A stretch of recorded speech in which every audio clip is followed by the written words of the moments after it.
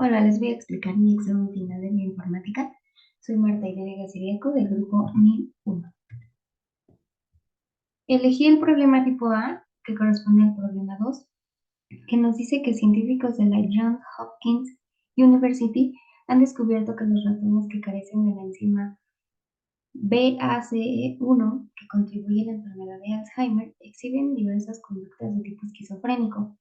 El hallazgo plantea la posibilidad de que esta enzima pueda estar implicada en el desarrollo de la esquizofrenia y trastornos psiquiátricos relacionados, lo cual también significa que podría ser una interesante diana terapéutica. Nos pide investigar la función de la enzima, la ruta metabólica involucrada, su localización celular, la expresión tisular, si se han reportado otros modelos animales para su investigación, su aminoácido más frecuente y la técnica que utilizaría para observar su estructura 3D. Para resolver este problema hicimos uso de UniProt, donde nos arroja una serie de datos importantes sobre la enzima, entre ellos su función, la cual es la responsable del procesamiento proteolítico de la proteína precursora de mieloide. Para la ruta metabólica, hice uso de KEGG en el apartado de Pathway, indicando la enzima y seleccionando la enfermedad de interés, que en este caso es la enfermedad de Alzheimer. La ruta metabólica es la que podemos ver en esta imagen. Para esta enfermedad se han reportado 4 genes que pueden estar relacionados. Los 4 genes son la proteína precursora de mieloide, la presenilina 1, la presenilina 2 y la apolipoproteína E. Por lo que se propone en esta ruta que A beta, que es la beta mieloide,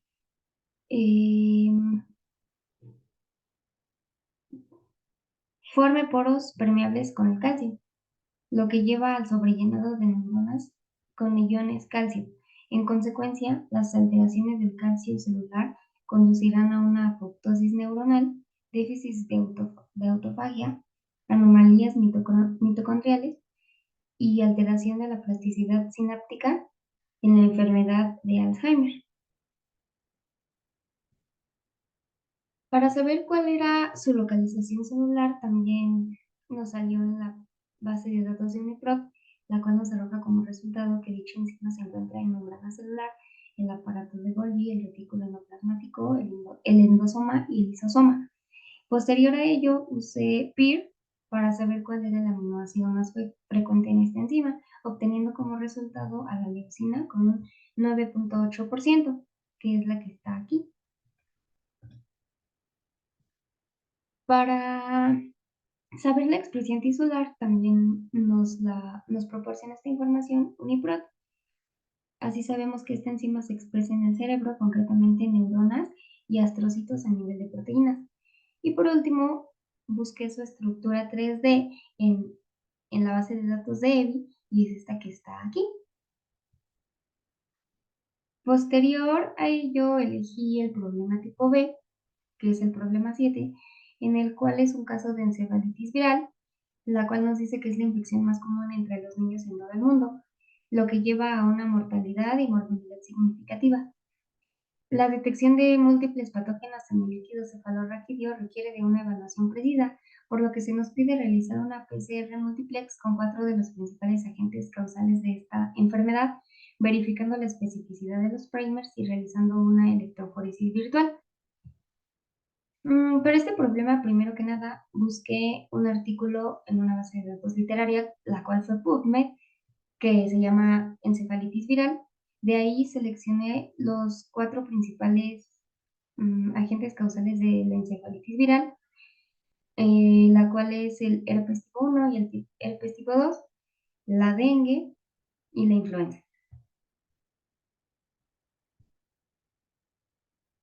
Em, para este problema, primero se buscó su secuencia FASTA-Enzyme, que son estas 4 que se muestran en la presentación. Después hice uso de Primer Blast para buscar el par de primers para cada una de los agentes causales. Y en el caso del herpes tipo 2, elegí este primer forward y este primer reverse, teniendo como producto, bueno, también el producto 193 pares de bases. Para el herpes tipo 2 elegí este primer forward y este primer reverse con un tamaño de producto de 578 pares de bases. En el caso de la influenza, elegí este primer forward y este primer reverse, teniendo un tamaño de producto de 109 pares de bases. Y finalmente para el dengue elegí ese primer forward y este reverse con un tamaño de 161 pares de bases. Después, para verificar la información de estructuras secundarias, se hizo uso de la base de datos OligoAnalyzer. En este nos pide introducir la secuencia del primer, ya sea el primer reverse o el primer forward. Nos desglosa una serie de opciones. En este caso, la que nos interesa saber es la formación de hairpins o de bucles, formación de homodímeros y heterodímeros para saber si estos pueden interferir para realizar la PCR. En el caso de los hairpins, en, en los cuatro agentes causales se forman dos estructuras de bucle, pero sus temperaturas de hibridación son menores a la utilizada en la PCR, que es de 62 grados centígrados, por lo que no va a interferir la formación de estas estructuras de bucle en la realización de la PCR.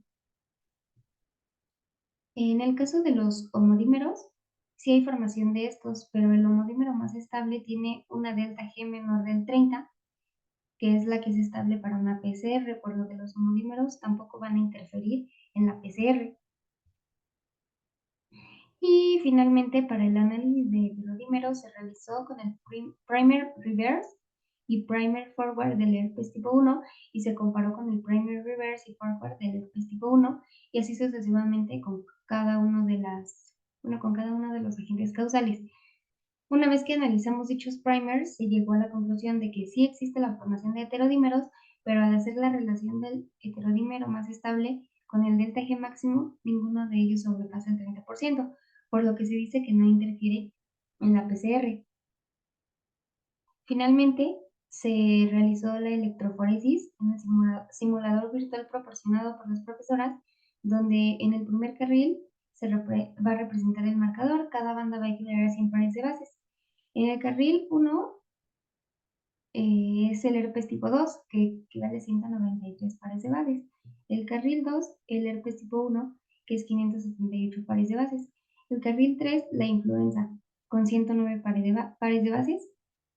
El carril 4 es el dengue, con 161 pares de bases. Y finalmente el carril 5, que representa cómo se vería la PCR multiplex con todos los pares de primers y sus respectivas bandas. Y ya finalmente el problema tipo C, que es el problema 12, donde nos dice que existen más de 20.000 especies distintas de mariposas en todo el mundo, distinguibles por los patrones y el color de sus alas. Se ha estudiado el papel del gen WNTA en diferentes especies de estos coloridos insectos. Sus resultados apuntan a que este gen influye en la enorme diversidad de patrones que existen en las alas de estos animales en la naturaleza, por lo que se han secuenciado fragmentos del gen en la mariposa Heliconia cimera y para comprobar qué tan variable es entre las especies. El problema ya nos proporciona la secuencia vasta de Heliconia cimera, que es la que está aquí, y posterior a ello nos dice que analicemos los alineamientos de la secuencia de Heliconia cimera con la de dos mariposas distintas. Nos pide a qué especie pertenecen los mejores resultados y cuál es el porcentaje de identidad respectivamente, así como explicar si existe alguna diferencia importante a nivel de nucleótidos, eh, realizando una traducción y comparándola con dos de los mejores resultados. Para este problema, primero busqué en BLAST dos especies que pertenecieran a los mejores resultados del alineamiento, pegando la secuencia FASTA en el buscador. En este caso, la base de datos me arrojó que las especies que, que más, bueno, que se alineaban con esta especie era Heliconius cerato notabilis y Heliconius cerato lativita, con un porcentaje de identidad de 98.87 y 98.65 respectivamente.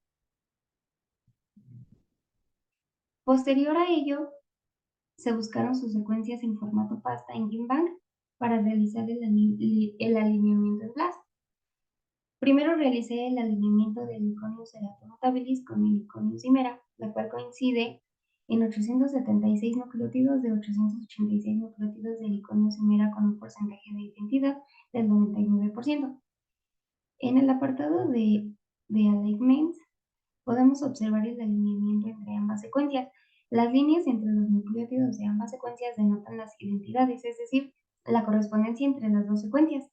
Y las mutaciones dentro de estas las observamos como espacios en blanco entre las secuencias. Dentro de este alineamiento vemos transiciones de color rojo y transversiones de color verde. Y de color amarillo vemos la formación de gaps, que son espacios dentro de las secuencias que pueden ser debido a inserciones o de lesiones. En el segundo alineamiento fue de Heliconius cimera con Heliconius eratolativita, la cual coincide en 874 nucleótidos de 886 pares de 886 nucleótidos que tiene Heliconius himera con un porcentaje de identidad del 99%.